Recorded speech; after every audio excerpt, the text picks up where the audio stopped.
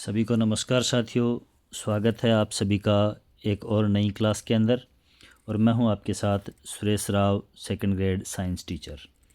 चलिए आज की इस क्लास के अंदर और halo alkane and hello arenes जो कि सीनियर क्लास की केमिस्ट्री का एक चैप्टर है, उसी को कंटिन्यू करते हैं। और आज की क्लास के अंदर ये चैप्टर है वो कंप्लीट हो जाएगा। तो बने रहिए क्लास के अंदर और चैनल को सब्सक्राइब ज़रूर कर दें, लाइक शेयर करना भी नहीं भूलें।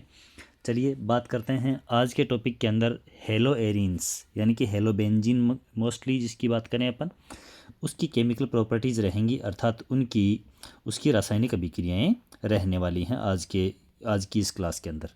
अब देखिए, हेलो एरिन की रासायनिक अभिक्रियाएं जब अपन पढ़ रहे हैं तो उसके अंदर पहले टाइप की रिएक्शंस हैं नाभिक स्नेही प्रतिस्थापन अभिक्रियाएं यानी कि न्यूक्लियोफिलिक सब्सटीट्यूशन रिएक्शंस। और उसके बाद में सेकंड हैं इलेक्ट्रोफिलिक सब्सटीट्यूशन रिएक्शंस यानी कि इलेक्ट्रॉन्स ने ही प्रतिस्थापन अभिक्रियाएं। और थर्ड हैं रिएक्शन विथ मेटल्स यानी कि धातुओं के साथ में अभिक्रिया। अब देखो, यहीं से अपन एक डिफरेंस को क्लियर करेंगे।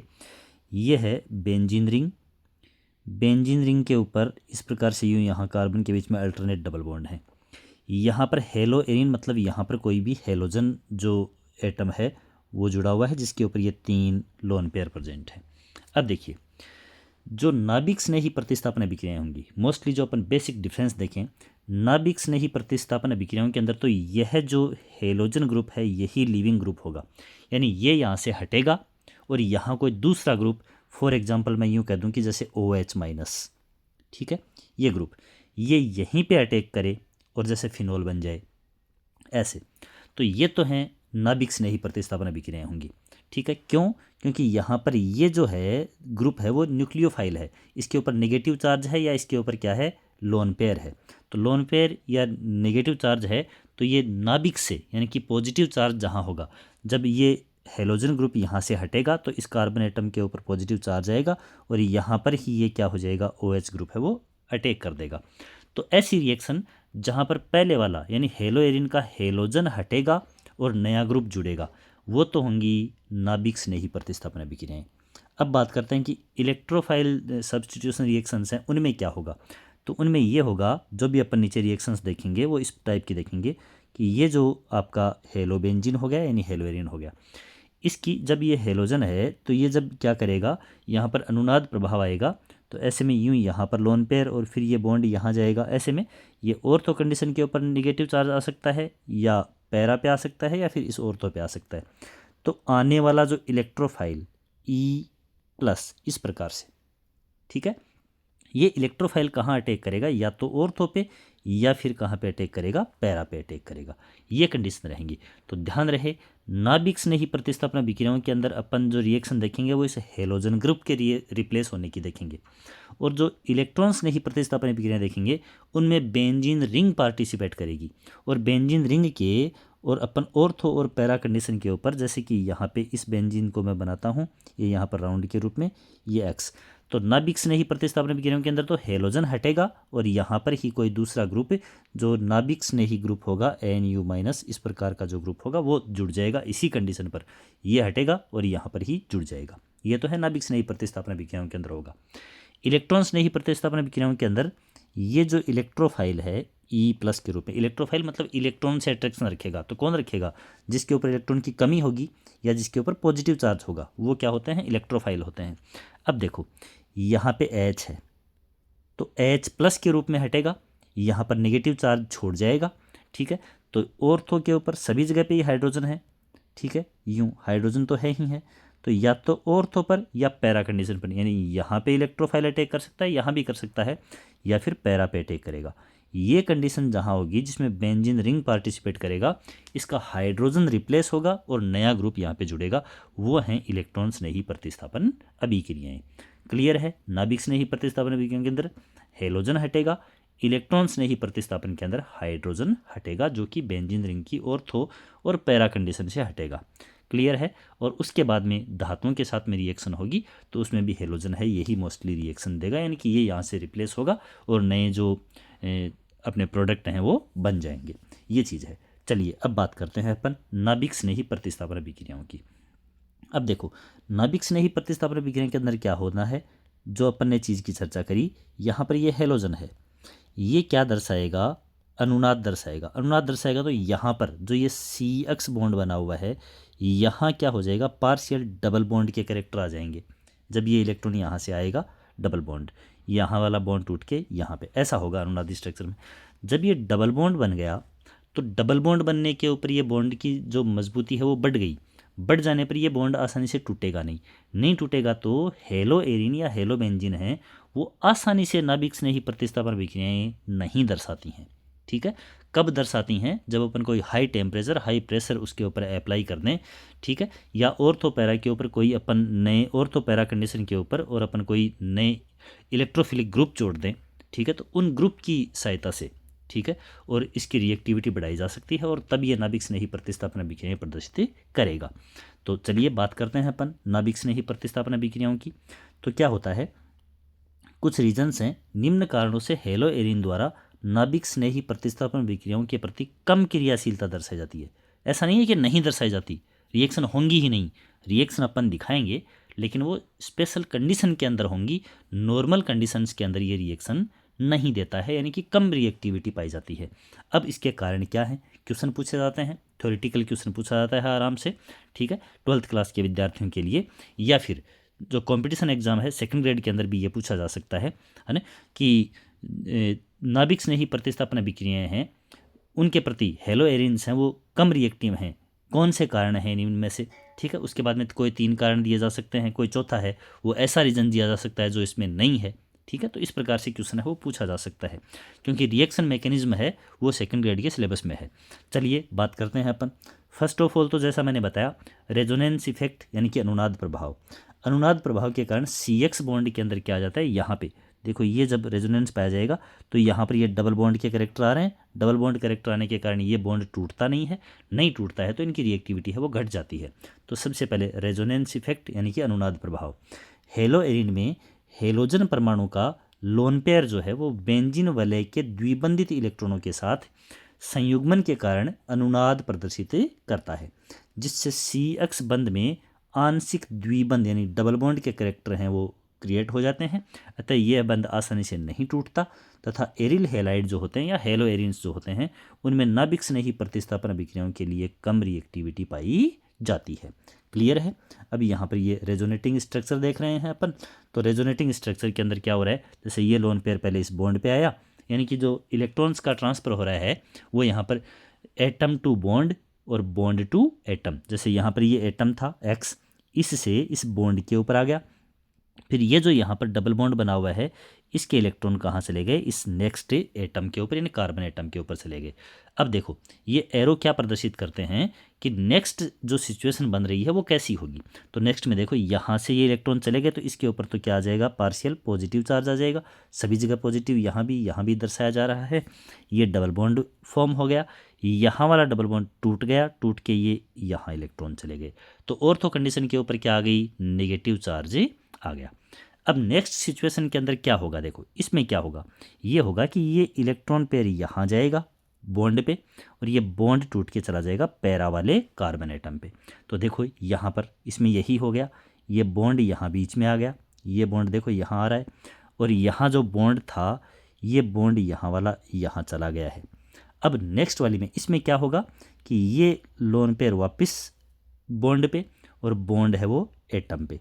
फिर आगे देखो जो एटम से बॉन्ड पे और बॉन्ड से वापस एटम पे ये जाएगा, यानी कि ये एरो जो यहाँ जैसे ये एरो लग रहे हैं, ये एरो लग रहे हैं वो किस बात को दर्शाएंगे, ये सिचुएशन तो बन चुकी, ये एरो दर्शाएंगे कि अब आगे क्या होगा। तो आगे यहाँ से ये बॉन्ड के ऊपर चला गया तो बॉन्ड बन गया ना, और ये एरो क्या दर्शा रहा है कि आगे वाले स्ट्रक्चर में क्या होगा। तो ये बॉन्ड था वो टूट के एटम पे आ गया, तो देखो ये आ गया ना ये। अब फिर नेक्स्ट ये एरो हैं तो ये आगे वाले में क्या होगा, आगे वाले में देखो ये हो गया, ये बॉन्ड बन गया, ये इलेक्ट्रॉन आ गए।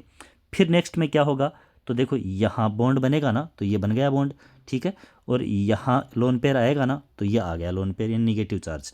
फिर नेक्स्ट वाली के अंदर क्या होगा, यहाँ ये इलेक्ट्रॉन जाएंगे तो ये बन गया डबल बॉन्ड, और फिर नेक्स्ट वाली में ये बॉन्ड टूट के यहाँ जाएगा तो ये बॉन्ड टूट गया, यहाँ पे सिंगल बॉन्ड ही है, और ये वापस 1 2 और 3 लोन पेयर यहाँ पे हो गए। तो इन स्ट्रक्चर्स के अंदर यानी रेजोनेटिंग स्ट्रक्चर में क्या हुआ है, यहाँ ऑर्थो पे नेगेटिव चार्ज, फिर पैरा पे नेगेटिव चार्ज, फिर ऑर्थो पे नेगेटिव चार्ज। यानी हेलोबेंजीन या हेलोएरिन है, उनके अंदर हेलोजन एटम है, वो ऑर्थो और पैरा कंडीशन के ऊपर क्या क्रिएट करता है, पार्शियल नेगेटिव चार्ज क्रिएट करता है। तो आने वाला जो ग्रुप होता है इलेक्ट्रोफाइल रिएक्शंस के अंदर, तो वो तो ऑर्थो पैरा कंडीशन के ऊपर जुड़ेगा, और ये जो नाभिक स्नेही समूह है वो यहाँ पर हटने की प्रवृत्ति कम रखता है, क्योंकि यहाँ क्या बन गए, डबल बॉन्ड बन गए। ठीक है, तो आंशिक द्विबंध के कारण इनमें नाभिक स्नेही प्रतिस्थापन अभिक्रियाओं के लिए कम क्रियाशीलता पाई जाती है, क्योंकि ये जो लिविंग ग्रुप है हेलोजन, ये यहाँ से हटता नहीं है आसानी से। ये देखो, ये यहाँ पर अनुनादी संकर बन गया। ठीक है, हाइब्रिड के अंदर क्या हुआ है कि यहाँ पर ये डबल बॉन्ड लगातार रोटेट हो रहा है, और ये रोटेशन को शो किया जा रहा है डॉटेड लाइन के द्वारा। अब देखो CX बंध के कार्बन परमाणु का संकरण। तो देखिए, कार्बन परमाणु का संकरण जो है वो यहाँ पे जो हेलो एल्केन थे, इन हेलो एल्केन के अंदर तो कार्बन और हेलोजन के बीच में कार्बन में सभी सिंगल बॉन्ड हैं, सिंगल बॉन्ड है तो sp3 हाइब्रिडाइजेशन है। जबकि हेलो एरिन के अंदर इस कार्बन का हाइब्रिडाइजेशन क्या है, sp2 है। sp2 है तो यहाँ पर प्रतिशत S लक्षण है, sp2 संकरण के अंदर क्या रह गए, 33% रह गए कि नहीं रह गए, 33.3 कह सकते हो, इतना परसेंट रह गए। जब प्रतिशत S कैरेक्टर ज़्यादा होते हैं, ठीक है, तो फिर वो क्या करता है, बंध के इलेक्ट्रॉनों को अपनी ओर खींचता है, और ऐसे में ये बंध आसानी से नहीं टूटता है। तो देखिए, एल्किल हैलाइड हैं वो तो नाभिक स्नेही प्रतिस्थापन अभिक्रियाएं दर्शाते हैं, और अपन देख करके आए हैं SN1 SN2 रिएक्शन। ठीक है, तो उनमें तो CX बंध का कार्बन परमाणु sp3 हाइब्रिडाइज्ड होता है, संकरित होता है, जबकि हेलो एरिन में CX बॉन्ड, ये जो कार्बन और हेलोजन के बीच का बॉन्ड है ना, बंध का कार्बन परमाणु sp2 संकरित होने के कारण प्रतिशत S लक्षण अधिक होते हैं, अतः यह बंध आसानी से नहीं टूटता है। जहाँ पर S कैरेक्टर ज़्यादा होते हैं वो बॉन्ड क्या होता है, स्ट्रॉन्ग होता है। ठीक है, तो ये दूसरा कारण हो गया CX बंध के कार्बन का संकरण, इसी वजह से भी ये कम क्रियाशीलता दर्शाते हैं नाभिक स्नेही प्रतिस्थापन में। फिर देखो, नाभिक स्नेही प्रतिस्थापन के अंदर जो फेनिलदनाइन बनता है वो क्या होता है, अस्थायी होता है ना, अस्थायित्व। जबकि रिएक्शन दर्शाए जाने के लिए यानी कि ये रिएक्टेंट है, ये प्रोडक्ट है, तो प्रोडक्ट स्टेबल होगा तभी तो रिएक्शन होगी। ठीक है, अब यहाँ पे ये प्रोडक्ट बन रहा है वो कम स्थायी है इससे, है ना, और कम स्थायी है तो ये रिएक्शन है वो स्लो मोशन में होगी, आसानी से नहीं होगी, यानी ये कार्बोकेटाइन बनेगा ही नहीं बनेगा तो फिर रिएक्शन की रिएक्टिविटी है वो कम पाई जाएगी। तो देखिए यहाँ पर देखो, अपन यहाँ पर तो अनुनाद की कंडीशन देखी थी, अनुनाद पाया गया था हेलोबेंजीन के अंदर। यहाँ ये जो धनावेश आया, ठीक है, इसकी स्टेबिलिटी है वो क्या होनी चाहिए, कम होनी चाहिए, जबकि इसके अंदर ये धनावेश पाया ही जाएगा, है ना, यानी स्थायित्व होना चाहिए रिएक्शन के लिए, तो जबकि ये अस्थायी है। कैसे है अस्थायी, कि यहाँ पर ये पॉजिटिव चार्ज है, मान लीजिए कि ये बॉन्ड यहाँ से हट करके और इसको क्या करता है, न्यूट्रल करता है, यानी स्थायी करता है, तो फिर यहाँ पे पॉजिटिव चार्ज आ जाएगा, तो पॉजिटिव चार्ज तो बना हुआ ही है। फिर ये बॉन्ड टूट करके अगर इसको संतुष्ट करता है तो यहाँ पैरा पे पॉजिटिव चार्ज चला जाएगा, तो ये धनावेश तो बना हुआ है, यानी कि इस धनायन को स्थायित्व प्राप्त नहीं होता है। तो मुख्य रूप से देखिए कि जो एरिल हैलाइड हैं उनमें नाभिक स्नेही प्रतिस्थापन अभिक्रियाओं में बना फेनिल धनायन अस्थायी होता है, जबकि धनायन जितना ज़्यादा स्थायी होगा उतनी ही उसमें SN1 अभिक्रिया है वो क्या होगी, ज़्यादा होगी। जैसे अपन ने SN1 रिएक्शन में देखा था हेलो एल्केन वालों में कि तृतीयक कार्बोकेटाइन है वो ज़्यादा स्थायी होता है, क्योंकि उसमें कार्बन पर जो धनावेश आता है उसको तीनों एल्किल ग्रुप हैं तृतीयक वाले, वो क्या करते हैं, स्थायी करते हैं। अब यहाँ पर तो इस धनावेश को कम करने वाला यानी इसको स्थायित्व करने वाला कोई समूह है ही नहीं, अनुनाद होगा तो भी ऑर्थो पैरा के ऊपर अलग अलग धनावेश ही क्रिएट होगा वापस। तो SN1 मैकेनिज्म है, उसके द्वारा जो आपकी प्रतिस्थापन अभिक्रियाएं होती हैं वो कम होने की संभावना हो जाती है। तो फेनिलदनायन है उसका अस्थायी होना, ये भी क्या है, रिएक्शन के प्रति कम क्रियाशीलता को दर्शाता है। अब अपन बात करते हैं नेक्स्ट यहाँ पर रीजन जो दिया जा रहा है, तो वो क्या है, वो ये है कि नाभिक स्नेही समूह है, बेंजीन वलय के मध्य प्रतिकर्षण होगा। नाभिक स्नेही समूह है उसके ऊपर क्या पाया जाएगा, मुख्य रूप से नाभिक स्नेही समूह है उसके ऊपर नेगेटिव चार्ज रहेगा, लेकिन हेलो एरीन जब अपन देखते हैं तो उनके अंदर बेंजीन रिंग के ऊपर क्या रहेगा, ऋणावेश रहेगा, ऑर्थो पैरा के ऊपर अनुनाद में। तो ये बेंजीन रिंग उस जुड़ने वाले समूह को क्या करेगी, रिप्लेस करेगी, प्रतिस्थापित करेगी। ठीक है, तो ऐसे में भी अभिक्रियाएं हैं वो कम संभवी होती हैं। लेकिन इतने सारे चार जो रीजन देखे कि नाभिक स्नेही प्रतिस्थापन अभिक्रियाओं के लिए और कम क्रियाशीलता पाई जा रही है, फिर भी कुछ विशेष परिस्थिति के अंदर हेलोबेंजीन या हेलोएरिन है वो नाभिक स्नेही प्रतिस्थापन अभिक्रियाओं को प्रदर्शित करती है। तो करती है तो कब करती है, किन कंडीशंस में करती है? तो फर्स्ट ऑफ ऑल देख रहे हैं अपन, ये अपना क्लोरोबेंजीन है। अब अपन देखते हैं कि क्लोरोबेंजीन यानी ये NaOH और ये इसका नाभिक स्नेही समूह हाइड्रोक्सिल समूह OH-, ठीक है। अब इसके ऊपर कहाँ अटैक करेगा? तो अपन ने देखिए मुख्य रूप से इसकी अनुनादी स्ट्रक्चर देखी तो यहाँ नेगेटिव, यहाँ नेगेटिव, यहाँ नेगेटिव, तो इन पर तो अटैक करेगा नहीं। और मैंने आपको शुरू में भी बताया कि नाभिक स्नेही प्रतिस्थापन अभिक्रियाओं के अंदर ये बॉन्ड टूटेगा, यहाँ अटैक तो इलेक्ट्रोफाइल करेंगे, क्योंकि ऑर्थो पैरा पर तो नेगेटिव चार्ज हैं, तो यहाँ पर तो वो समूह अटैक करेंगे जो इलेक्ट्रॉन्स नहीं होंगे, क्योंकि यहाँ पे इलेक्ट्रॉन है ऑर्थो पैरा पे, तो वो तो अपन नेक्स्ट रिएक्शंस के अंदर चर्चा करेंगे। अब ये बॉन्ड ब्रेक होना है, हेलोजन वाला CX बॉन्ड ब्रेक होना है। तो जब यहाँ अनुनाद के कारण जब आंशिक डबल बॉन्ड के कैरेक्टर आते हैं, देखा अपन ने फर्स्ट जो रीजन था उसी में, तो उस डबल बॉन्ड को तोड़ने के लिए क्या करना पड़ेगा? 623 केल्विन टेम्परेचर और 300 एटमॉस्फेयर यानी 300 वायुमंडलीय दाब, इतनी ज़्यादा हाई अपने को क्या लगानी पड़ेंगी, कंडीशंस अप्लाई करनी पड़ेंगी, तब ये बॉन्ड टूट जाएगा। और टूट करके X- तो निकल जाएगा, जैसे यहाँ पर Cl था तो वो Na के साथ में निकल गया NaCl, और ये OH है उसने यहीं पे अटैक करके और क्या बना लिया, नया नाभिक स्नेही प्रतिस्थापी उत्पाद फिनोल बना दिया। तो ये विशेष कंडीशन के अंदर हुआ। अब देखिए नेक्स्ट एग्जाम्पल, इसमें क्या है, रिएक्शन की रिएक्टिविटी थोड़ी सी बढ़ रही है। कैसे बढ़ रही है? ये यहाँ पर डबल बॉन्ड है भाई, है ना। अब देखो यहाँ पर NO2 यानी कि इलेक्ट्रॉन आकर्षी समूह जोड़ दिया, इलेक्ट्रॉन को अपनी तरफ अट्रैक्ट करने वाला। तो देखो जब अनुनाद होगा तो यहाँ पर नेगेटिव चार्ज आएगा, उसके बाद पैरा पे नेगेटिव आएगा कि नहीं आएगा? उस नेगेटिव चार्ज यानी उस इलेक्ट्रॉन को ये NO2 ग्रुप अपनी तरफ खींच लेगा, अपनी तरफ खींच लेगा, तो ये इलेक्ट्रॉन आगे मूव नहीं करेंगे। तो रेजोनेंस इफेक्ट को कम कर दिया कि नहीं कर दिया?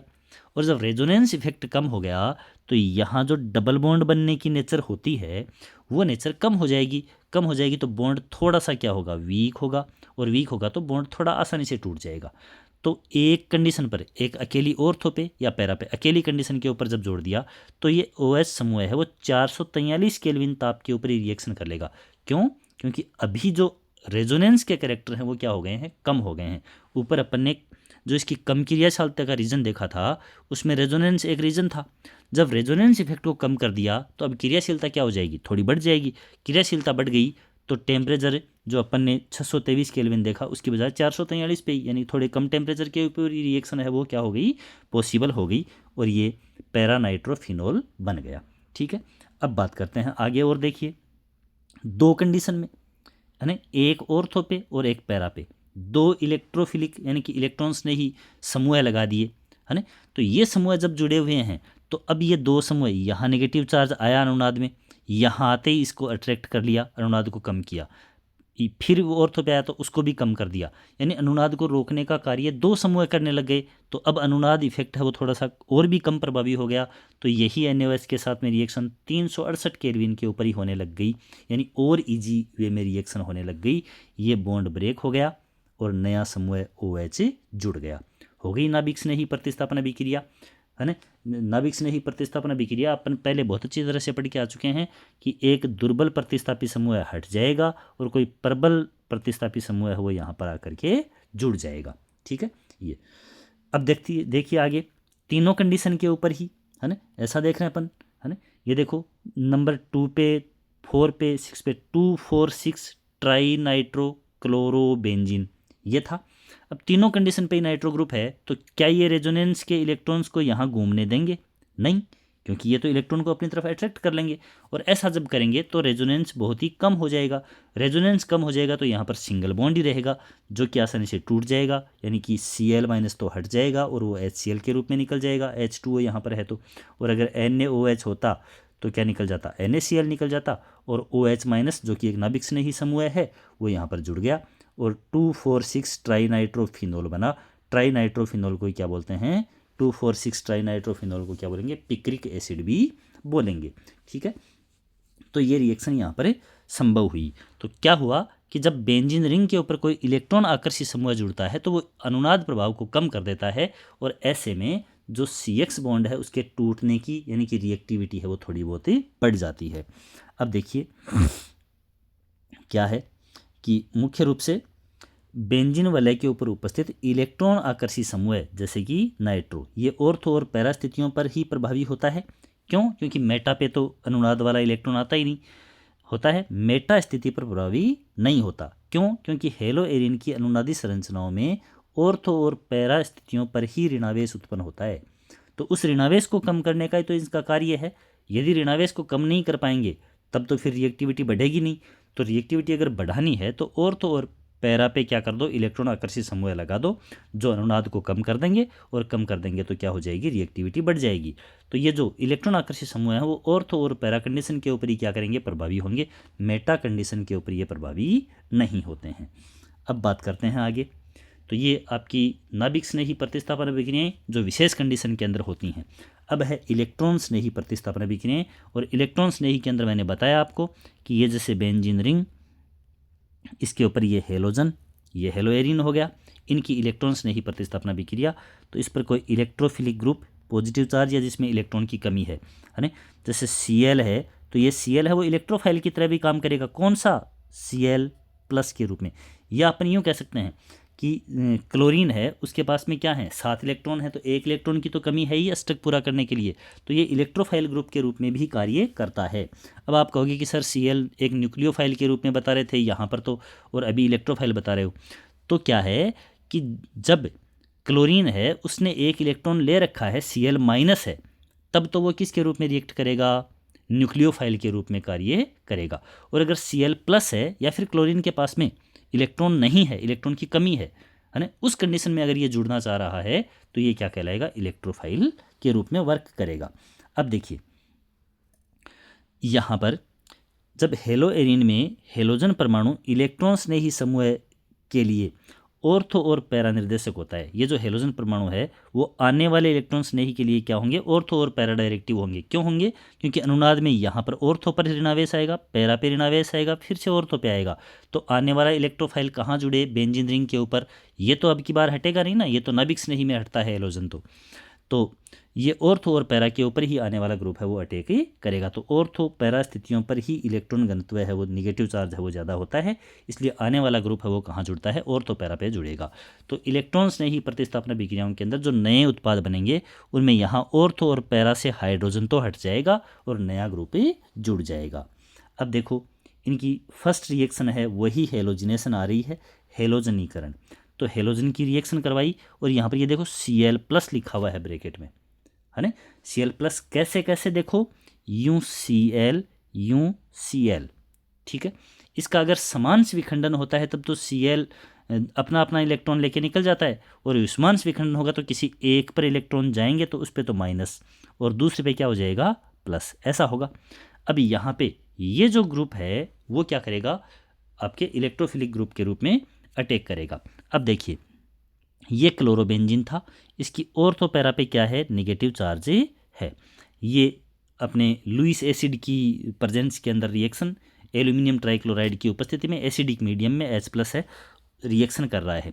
तो इसका जो ये Cl+ ये अटैक करेगा कहाँ पर, ऑर्थो पैरा पे। यहाँ देखो ऑर्थो पे Cl जुड़ गया, H हटा, जो H हटा वो Cl- के साथ में HCl के रूप में निकल गया। या तो होगा ये, या फिर क्या होगा। अब कंफ्यूज होने की आवश्यकता नहीं है कि यहाँ पर अपन ने क्लोरोबेंजीन एक ही लिया था, यहाँ पर 2 उत्पाद कैसे बन गए। तो इसका परसेंटेज है ये कि कुछ मॉलिक्यूल इसके, जैसे ये 100% था तो 100 में से कुछ ये बन जाएंगे तो कुछ ये बन जाएंगे, ऐसे दिखाया गया है ये, ठीक है। अब देखिएगा कि ऑर्थो प्रोडक्ट बन गया, या फिर ये एक क्लोरीन जो है वो कहाँ पे जुड़ सकता है, पैरा पे, यहाँ जुड़ गया। तो देखो ये तो ऑर्थो डाइक्लोरोबेंजीन हो गया, ये पैरा डाइक्लोरोबेंजीन हो गया, और इनमें पैरा डाइक्लोरोबेंजीन है वो ज़्यादा बनता है, ज़्यादा स्टेबल होता है ड्यू टू सिमेट्री, सम्मित है ना, या दोनों तरफ दूर दूर हैं तो इनमें आपस में प्रतिकर्षण नहीं होगा, तो ये ज़्यादा स्टेबल होता है। फिर है नाइट्रोकरण, ठीक है, यानी कि नाइट्रेशन देखें अपन, नाइट्रो ग्रुप जुड़ेगा, है ना। अब देखो यहाँ पर अपन देख के आए हैं कि NO2 है वो क्या है, एक इलेक्ट्रॉन आकर्षी समूह भी है, लेकिन यहाँ NO2 है वो क्या है, इस रूप में देखिए NO2- भी NO2- के रूप में भी है, ठीक है। और ऐसे भी देखो OH एंड NO2 ऐसे है, तो OH- हट जाएगा तो फिर NO2 पर क्या बचा, प्लस बचा, है ना। तो प्लस है, तब ये देखो प्लस वाला ग्रुप क्या होगा, फिर इलेक्ट्रोफाइल होगा कि नहीं होगा, इलेक्ट्रॉन आकर्षी होगा। प्लस मतलब इसके पास में इलेक्ट्रॉन की कमी है, तो ये इलेक्ट्रॉन से आकर्षित होगा। इलेक्ट्रॉन कहाँ मिल रहे हैं, ऑर्थो पे या फिर पैरा पे, तो वहीं जाकर के ये NO2 प्लस है वो जाकर के जुड़ जाएगा। ये ऑर्थो पे जुड़ गया तो ऑर्थो नाइट्रो एंड क्लोरोबेंजीन बन गया, या फिर कहाँ जुड़ गया, पैरा पे जुड़ गया तो ये पैरा नाइट्रो क्लोरोबेंजीन बन गया। और साथ में जो इनका OH था और यहाँ बेंजीन रिंग की ऑर्थो या पैरा कंडीशन से H निकला, H और OH H2 है वो बाई प्रोडक्ट के रूप में निकल गए। तो इस तरह से क्या हो गया, नाइट्रोकरण हो गया।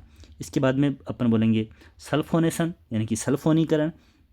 सल्फोनीकरण के अंदर क्या होता है, वही ये H2SO4, तो H2SO4 को अपन किस रूप में लिख सकते हैं, OHSO3H, तो OH माइनस के रूप में हट जाएगा, तो SO3H क्या रह गया, SO3H प्लस। अब प्लस है तो ये क्या है, इलेक्ट्रॉन्स ने ही समूह है कि नहीं, ये इलेक्ट्रॉन्स ने ही समूह है, इलेक्ट्रोफिलिक है, तो इलेक्ट्रॉन्स ने ही प्रतिस्थापना विक्रिया दर्शाएगा। वही ऑर्थो और पैरा में से हाइड्रोजन को रिप्लेस कर देगा और SO3H ग्रुप यहाँ पे जुड़ जाएगा। यहाँ वाला ये OH और ऑर्थो पैरा वाला H ये H2O के रूप में निकल जाएंगे, तो ऑर्थो सल्फोक्लोरोबेंजीन बन गया और ये पैरा सल्फोक्लोरोबेंजीन बन गया। ठीक है, या इसी को अपन क्या कह सकते हैं, ऑर्थो क्लोरो को ऑर्थो पे मान लो और बेंजीन सल्फोनिक अम्ल, बेंजीन सल्फोनिक अम्ल, और यहाँ पर पैरा पे क्लोरो मान लीजिए और फिर ये बेंजीन सल्फोनिक अम्ल बच गया। तो इस तरह से भी नोमेनक्लेचर किया जा सकता है। यहाँ पर ये नाम भी हो सकता है, ये नाम भी हो सकता है, ये वही ऑर्थो और पैरा प्रोडक्ट। इसके बाद में अपन देखते हैं Friedel craft reaction. Friedel craft reaction के अंदर क्या है, मोस्टली एल्किलीकरण है ना, दो हैं। फ्रीडेल क्राफ्ट दो तरह की होती हैं, एक एल्किलीकरण और एक एसिलीकरण। ठीक है, तो देखो एल्किल ग्रुप जब जुड़ जाए वही आपके AlCl3 की प्रेजेंस में रिएक्शन, तो यहाँ पर ये रिएक्शन ऐसे होगी, देखो CH3 प्लस और टूटेगा कैसे, Cl- यूँ है, तो ये Cl- तो ऑर्थो और पैरा वाले H के साथ में निकला, HCl निकल गया। CH3 प्लस यानी कि एल्किल ग्रुप है, ये देखो ऑर्थो पे जुड़ गया तो 2-मेथिल क्लोरोबेंजीन या ऑर्थोमेथिल क्लोरोबेंजीन, और ये पैरामेथिल क्लोरोबेंजीन। ठीक है, तो इस प्रकार से, या 4-मेथिल क्लोरोबेंजीन, ये मेजर, पैरा वाला प्रोडक्ट मेजर बनता है, ऑर्थो वाला है वो थोड़ा माइनर बनता है यानी कि कम बनता है।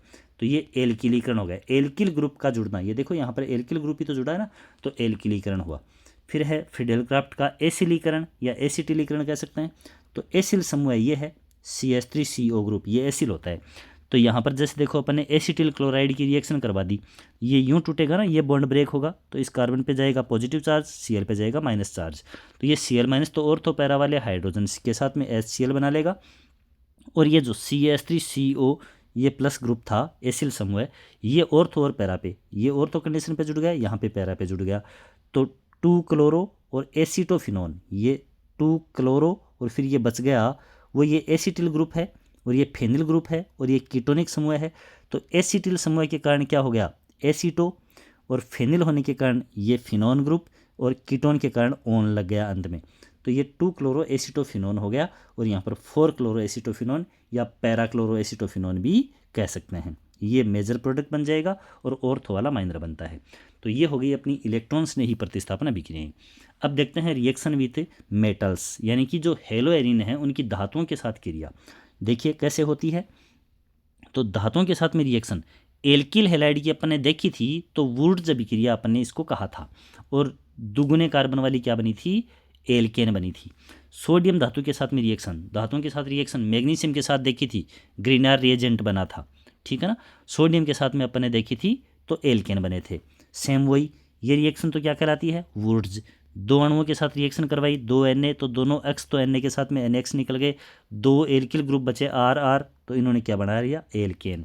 फॉर एग्जांपल अपन ने देखा था यूँ ऐसे CH3Cl है ना, 2 मॉलिक्यूल लिए थे तो 2 NaCl निकल गया, दोनों तरफ से CH3 जुड़े, तो ये CH3 और ये CH3 एथेन बन गया था, क्लोरोमेथेन से एथेन का निर्माण हुआ था। ये तो थी वुड्स अभिक्रिया।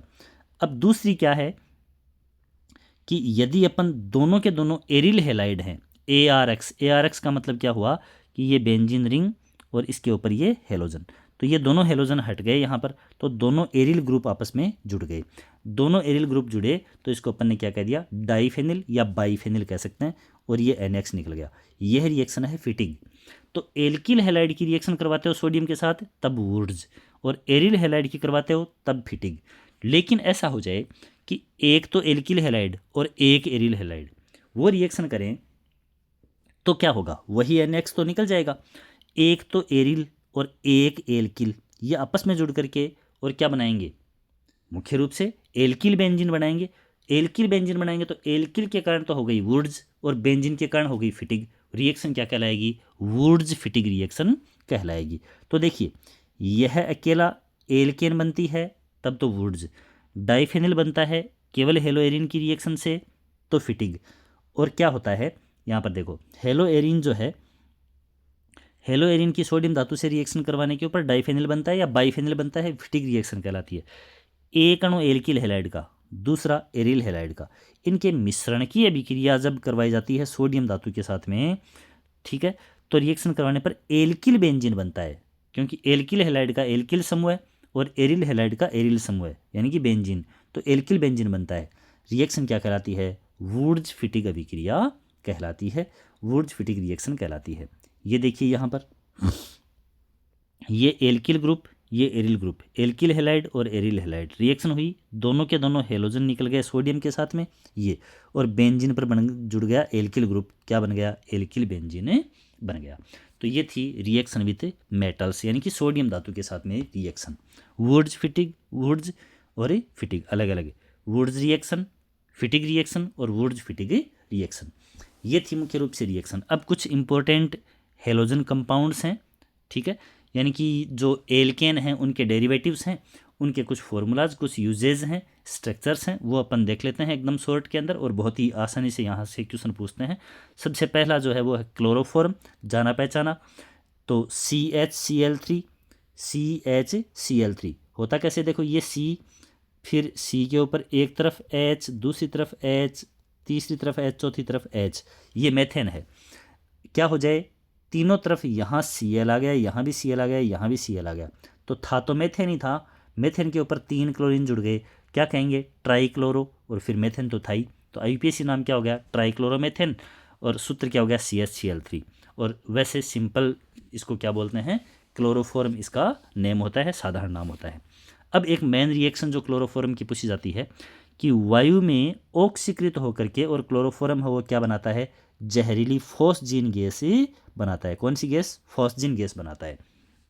कैसे, तो ये देखो क्लोरोफॉर्म वायु की उपस्थिति में, प्रकाश की उपस्थिति में रिएक्शन करेगा तो क्या बनाएगा, यहाँ से Cl और H निकल गया, ठीक है, HCl 2 मॉलिक्यूल, यहाँ भी 2 लिए हुए थे, ऑक्सीजन O2 के 2 यहाँ पर परमाणु थे ना ऑक्सीजन अणु में, तो ये COCl2 बन गया।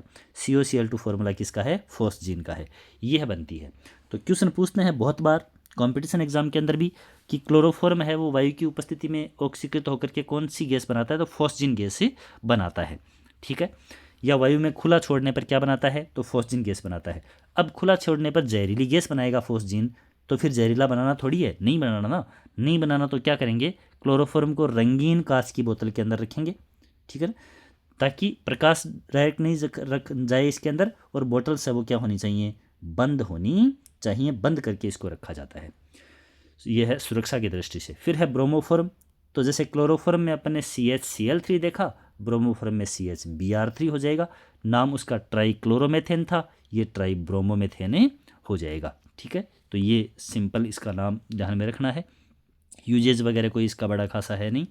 फिर है आयोडोफॉर्म, तो आयोडोफॉर्म में आयोडीन ले लीजिए CHI3, IUPAC नेम जो हो जाएगा वो ट्राई आयोडोमेथेन हो जाएगा, ठीक है, ट्राई आयोडोमेथेन। और इसका एक इम्पोर्टेंट जो उपयोग है वो क्या है, ये प्रतिरोधी के रूप में आता है, एंटीसेप्टिक के रूप में यूज होता है, यानी कहीं पर भी स्किन वगैरह के ऊपर कोई कट वगैरह लग जाता है तो वहाँ पर कोई संक्रमण इन्फेक्शन है उसको रोकने के काम में आता है, प्रतिरोधी, ठीक है, एंटीसेप्टिक के रूप में यूज होता है।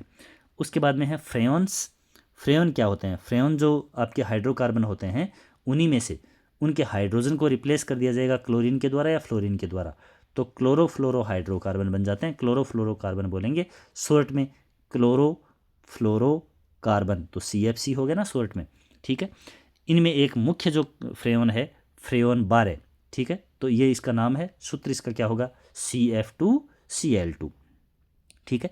CF2Cl2 किस प्रकार से होता है इसका, तो मुख्य रूप से जो हाइड्रोजन परमाणु होते हैं उसके बेसिस के ऊपर तो क्या होता है, जो यानी कि XYZ के रूप में, X Y और Z इसके रूप में यूँ इसका नोमेनक्लेचर 3 अक्षर पद्धति में करते हैं। तो हाइड्रोजन अगर जहाँ पर मौजूद है उसके लिए यहाँ पर X तय करेंगे, फिर जो कार्बन है उसके आधार पर, है ना, उसके आधार पर और क्या किया जाएगा, Y अपन डिजिट है वो फिक्स करेंगे। हालांकि कार्बन यूँ X है वो क्या रहेगा, मुख्य रूप से जो अपना कार्बन है, ठीक है, उसके अकॉर्डिंग Y और Z यूँ फ्लोरीन के अकॉर्डिंग, फ्लोरीन 2 हैं तो यहाँ पर ये 2 हो गया। इसके बाद में जो Y होता है वो होता है हाइड्रोजन +1, हाइड्रोजन +1, हाइड्रोजन के अकॉर्डिंग होता है Y, लेकिन वो हाइड्रोजन यहाँ है नहीं तो उसके अकॉर्डिंग मैंने ये डायरेक्ट बताया। देखिएगा फिर से 3 अक्षर पद्धति में नोमेनक्लेचर भी पूछ लिया जाए या फिर कोई दूसरा कंपाउंड आ जाए तो अपन कैसे इसका नाम ध्यान में रखें। तो देखिए क्या होता है कि X Y और Z ये 3 अक्षर पद्धति चलती है। X इज इक्वल टू क्या होता है, X इज इक्वल टू होता है कार्बन -1 ऐसे, ठीक है। Y इज इक्वल टू होता है हाइड्रोजन की संख्या +1 ऐसे, और Z होती है फ्लोरीन की संख्या, ऐसे होता है। अब इसमें देखो इस कंपाउंड के अंदर अपन देखें तो क्या है, कार्बन -1 तो कार्बन 1 है, 1 - 1 = 0। फिर हाइड्रोजन यहाँ पर 0 है लेकिन +1 करना है तो +1 = 1, और फ्लोरीन यहाँ पर कितने हैं, 2 हैं। अब नाम देखो 0 यहाँ 0, फिर 1 ये 1, फिर 2 ये, ठीक है। तो ये क्या हो गया 012 यानी कि फ्रेओन 12 बन गया। इस तरह से इनका नोमेनक्लेचर है वो किया जाता है। ये तो IPC नोमेनक्लेचर के अकॉर्डिंग या फ्रेओन का नोमेनक्लेचर पढ़ते हैं तो उस समय की बात है। तो ये फ्रेओन 12 हो जाएगा, ठीक है। तो इसका सूत्र होता है CF2Cl2। ये मोस्ट फ्रेओन है। फ्रेओन वैसे ओजोन परत वगैरह है उसको क्षति पहुंचाने के रूप में इसे पढ़े जाते हैं। फिर है carbon tetrachloride, next compound carbon tetrachloride. तो ये कार्बन और 4 क्लोराइड, कार्बन टेट्राक्लोराइड, ये तो सिंपल नेम हो गया। IUPAC नाम जो इसका हो जाएगा वो टेट्राक्लोरोमेथेन। कैसे, ये कार्बन सॉरी यूँ देखिएगा, ये कार्बन इसके ऊपर यूँ 4 जगह हाइड्रोजन होते हैं तब ये मेथेन होती है, और चारों जगह अगर क्लोरीन जुड़ गए तो ये क्या हो जाएगा, टेट्राक्लोरोमेथेन। ये IUPAC नेम हो जाएगा, ठीक है। इसके बाद में अपन देखते हैं ये भी मुख्य रूप से फॉस्जिन वगैरह के अंदर उनके निर्माण में यूँ प्रयुक्त होता है। इसके बाद में DDT, ये एक इम्पॉर्टेंट है, कीटनाशक यौगिक होता है ये, ठीक है, पेस्टिसाइड के रूप में यूज होता है। इसका IUPAC नाम ध्यान में रखना है, वैसे तो सिंपल नेम ही है ये, पैराडेस। देखिए नोमेनक्लेचर को अपन फॉर्मूले से देखते हैं, आराम से ध्यान में रखना है। कीटनाशक के रूप में जो फिलहाल बेन है, किस प्रकार से इसको अपन देखेंगे इसका नोमेनक्लेचर। तो यहाँ देखिए ये तो 2 कार्बन वाला एक कंपाउंड है, 2 कार्बन के लिए सिंगल बॉन्ड हो तो क्या यूज़ करते हैं, एथेन। फिर इन दोनों कार्बन में देखो ये और ये 3 क्लोरीन है कि नहीं है, तो ट्राईक्लोरो। फिर इसके ऊपर 2 फेनिल ग्रुप हैं कि नहीं है, ये 2 फेनिल, तो हो गया डाईफेनिल। इसके बाद में इसकी भी तो पैरा कंडीशन पे, इसकी भी पैरा कंडीशन पे, तो एक को तो अपन ने कह दिया पैरा, एक को कह दिया पैराडेस, तो पैराडेस डाईक्लोरो है कि नहीं है। तो ये तो इधर से एथेन की तरफ से नोमेनक्लेचर देख लिया अपन ने, para dichloro diphenyl trichloro ethane. और वैसे देखें इधर से तो पैराडेस, तो ये देखो ये पैरा कंडीशन, ये पैरा कंडीशन, तो पैराडेस क्या है, पैरा पे 2 क्लोरीन तो डाईक्लोरो, किस पे जुड़े हुए हैं, 2 फेनिल पे तो डाईफेनिल। फिर क्या है, फिर बच गया ये एथेन, एथेन पर क्या है 3 क्लोरीन, तो 3 क्लोरीन के लिए ट्राईक्लोरो और एथेन है ही। तो इस तरह से DDT का जो फुल फॉर्म होती है, ठीक है, यानी इसका IUPAC नेम जो होता है, वैसे यहाँ देख रहे हैं फुल फॉर्म भी कह सकते हैं, डाईक्लोरो से D, डाईफेनिल से D, ट्राईक्लोरो एथेन से T। तो ऐसे इसका क्या बनता है, शॉर्ट नेम DDT बनता है। तो ये एक कंपाउंड रहता है डाईक्लोरो डाईफेनिल ट्राईक्लोरो एथेन। इस प्रकार से ये अपना halo alkane and hello arenes वाला जो चैप्टर है यह कंप्लीट होता है। उम्मीद है कि यह सेशन आपको बहुत अच्छा पसंद आया होगा, और लगातार वीडियोज़ के ऊपर बने रहें और अपनी तैयारी को अच्छी और भी सुदृढ़ बनाते रहें। मिलते हैं अगले वीडियो में एक नई क्लास के साथ में, तब तक अपनी तैयारी को जारी रखें। धन्यवाद।